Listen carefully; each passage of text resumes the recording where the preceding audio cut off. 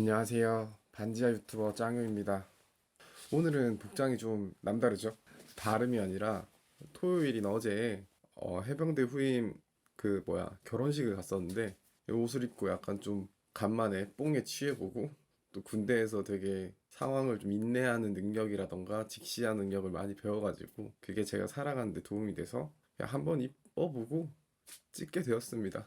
오늘 이야기할 주제는 과연 성실히 살았다는 거랑 잘 살았다는 거, 월급이 적다고 생각하시는 분들에게 좀 새로운 방식의 이야기를 한번 해보고자 해요. 시작해 보겠습니다. 저는 이 저녁 복장을 한 이후에 정말 열심히 살았다고 자부해요. 물론 저보다 열심히 살았던 분들도 계시겠죠. 근데 저도 못지않게 열심히 살았다고 생각합니다. 성실하게. 돈적으로 바라보면은 서울에 낸 비용만 하더라도 뭐 평균적으로 한 달에 35만 원씩, 1년이면은 420만 원이죠. 5년이라 칩시다. 약 2천만 원이에요. 2천만 원을 저는 서울에 주거 비용으로 썼어요. 근데 뭐 제가 서울에 있는 가정에서 태어났다고 가정을 했을 때, 그냥 예시를 들었을 때 이 2천만 원을 고스란히 저축에 썼을까 하는 거에 의문은 드는데, 일단 그렇다 칩시다.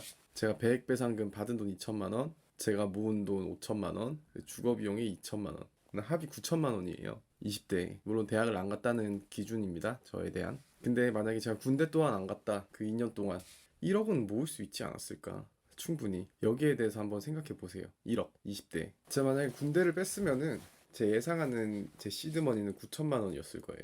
20대, 30대 전입니다. 안경 껴야겠다. 눈이 너무 아프네. 안 보입니다. 저 시력이 너무 안 좋아요. 이해해 주시고. 저는 20살에 진학이랑 취업 중에서 기회비용인 진학을 포기하고 취업을 선택했어요.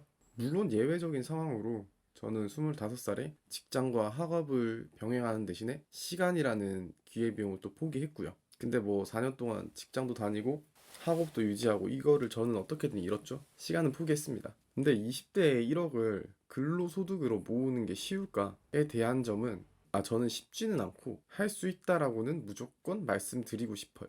진짜 할 수 있어요. 1억 모으는 거. 더군다나 현재는 상황이 더 좋아졌어요. 제가 생각했을 때 주 5일, 지금 2022년 기준 최저시급으로 따지면 40시간 기준으로 191만 원이라고 해요. 최저시급 기준 주 5일. 세금을 뗀다 치면은 아마 170만 원대가 아닐까. 170만 원이라고 할게요. 이때 생각해 보셔야 될 게 일주일의 시간은 168시간이에요. 40시간을 빼고도 128시간이 남아요. 여기서 출퇴근 시간은 봉이냐? 자, 왕복 2시간이라고 치고 주 5일에서 한 10시간을 빼겠습니다. 그럼 118시간이 남죠? 자, 잠자는 시간도 빼줘야죠. 제 기준으로 말씀드릴게요. 전 5시간 자요. 7일이니까 뭐 35시간 뺍시다. 그러면은 83시간이 남죠? 그럼 여기서 또 한 치 앞도 모르는 게 인생인데 그렇게 빡빡하게 해야 되는 분들이 있나 싶을 거예요. 오케이, 오케이. 여가 시간, 밥 먹는 시간, 쉬는 시간, 진짜 많이 쳐서 하루에 5시간을 여기에 넣을게요. 7일이면은 35시간. 남는 시간이 얼마죠? 48시간이죠. 처음에 우리가 주 5일 40시간 최저시급 기준으로 세후 월급 얼마라고요? 170만 원. 물론 일반적이진 않습니다.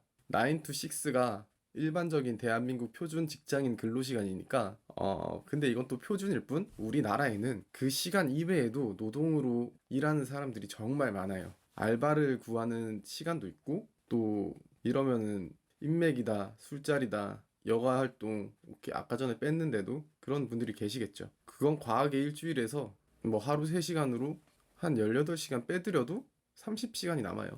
30시간을 최저시급으로 월급으로 환산한다. 그럼 약 100만 원입니다. 하루에 5만 4천 원이니까 일주일이면 25만 원. 한 달이 4주니까 100만 원. 3.3% 떼는 기준이에요. 근데 이거를 처음에 말했던 세후 월급 170이랑 합치면은 270이에요. 자기가 정말 돈이 없고 할 것도 없고 기술도 없고 하는 분들은 서비스직 택배, 뭐 또 동대문 같은 경우에 야간에 물류 배달하는 일 그런 것들도 있어요. 그런 일을 해보세요. 물론 휴식은 충분히 취하셔야 됩니다. 휴식을 안 취했다가는 저처럼 병나요. 저는 지금도 강박 때문에 한 3시간 이상 자면은 깨요. 너무 피곤해도. 그래서 이렇게 항상 부어 있는 거고. 다시 한번 말하지만 휴식은 취하시고요.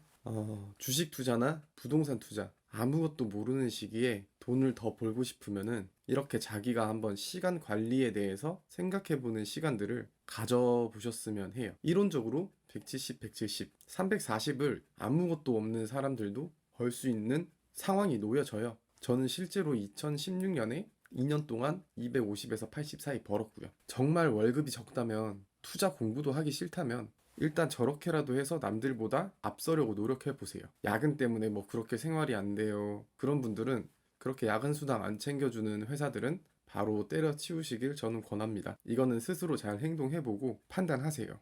시간이랑 돈 얘기는 여기까지 하고요. 저는 근데 과연 성실히 살았을까요? 허투루 살았을까요? 아마 대부분의 사람들이 와, 열심히 살았다, 성실하다 이렇게 말씀하실 거예요. 저도 그렇게 생각하고. 근데 과연 이게 잘 살았다라고 생각할 수 있을까요? 그건 또 다른 부분이라고 생각해요, 저는. 저는 잘못 살았어요. 물론 서비스직을 택했고 제 직업이 다른 서비스직 알바로부터 사람을 대하는 거를 많이 배우면서 현업에는 많이 도움이 됐어요. 근데 오로지 소득만을 바라보면 저는 잘못 살았어요. 대학 등록금 3천만 원은 그 지원받았던 거는 저는 옳다고 생각합니다. 3천만 원을 받았으니까 제 스스로 지불할 3천만 원을 국가장학금으로 지원받았으니까요. 근데 지금의 이런 인식을 가지고 20대로 돌아간다면 저는 자신하는데 저렇게 안 살았습니다. 자, 근로소득만이 옳다고 생각하고 성실히 땀 흘려 본 돈만이 정직하다고 생각한 게 제 과거의 자신에게 정신 차리라고 이제 꿀밤 한 대 쥐어 박아주고 싶어요. 나쁘다는 건 아니에요, 근로소득이. 저는 그렇게 생각한다는 거지. 제 생각에는 앞으로 대한민국 사회에서 뭐 고소득자 이외에 서민들이나 저소득층 같은 경우에는 투잡이 필수인 시대가 오지 않을까 생각해요. 월급만으로는 물가랑 집값을 감당할 수 없다고 생각합니다. 저는 제 생각입니다. 근데 지금 시대에 소득을 늘리는 방법을 생각하지 않는다면은 밀려나는 사회예요. 그런 세상이고 뭐 확신은 못하지만 진짜 근데 다시 한번 말하지만 상위 10%는 제외예요. 저보다 돈 많으신 분들 진짜 부자 재벌 이런 분들은 이 영상 뭐 보실 리도 없겠지만 그런 분들은 제외하고 저 같은 사람들, 네, 일반적인 직장인들, 200에서 300 받는 사람들, 그 사람들한테 하는 말이에요. 근데 저를 포함한 이 영상을 보시는 대부분의 사람들은 소득을 더 늘릴 필요가 있다. 그런 방법들을 강구해야 한다. 지금 생활에 뭐 만족하시는 분들은 이 영상 안 보셔도 되고요. 그렇게 살 필요도 없어요. 근데 지금보다 더 나은 삶을 살고 싶다 하시는 분들은 한번 잘 생각해 보셨으면 좋겠어요. 그러기 위해서는 투자자가 돼서 공부를 하거나 사업을 구상하거나 아니면 유튜브, 블로그, 스마트 스토어, 다른 부수입을 늘릴 그런 행동들을 실천하셔야 돼요. 더 잘 살고 싶으시면. 근데 부수입을 갖는 방법들이 뭐가 있느냐 하시면은 그건 알아서 하셔야지. 개개인의 특성이 다르고 적성이 다르고 뭐 이게 맞는 사람이 있고 다 다른데 이거를 제가 단정 지을 수는 없어요. 대신에 이런 생각을 가진다고 해서 내가 지금 가진 현 직장이 싫다, 돈도 이거밖에 안 주는데 내가 이거 왜 다니냐 이런 마음을 가지지 마시고 자기가 그냥 월급 외에 남는 시간에 투자해서 그 시간을 활용해서 부를 더 축적할 수 있는 방법들을 찾아보라는 얘기를 하고 있는 겁니다. 제 영상은 여기까지고요. 다음 영상에서는 저축을 어떻게 해야 하는지에 대해서 한번 다뤄볼게요. 2만 원에서 집 산 경험을 한번 공유해 드리겠습니다. 감사합니다. 많이 부었어.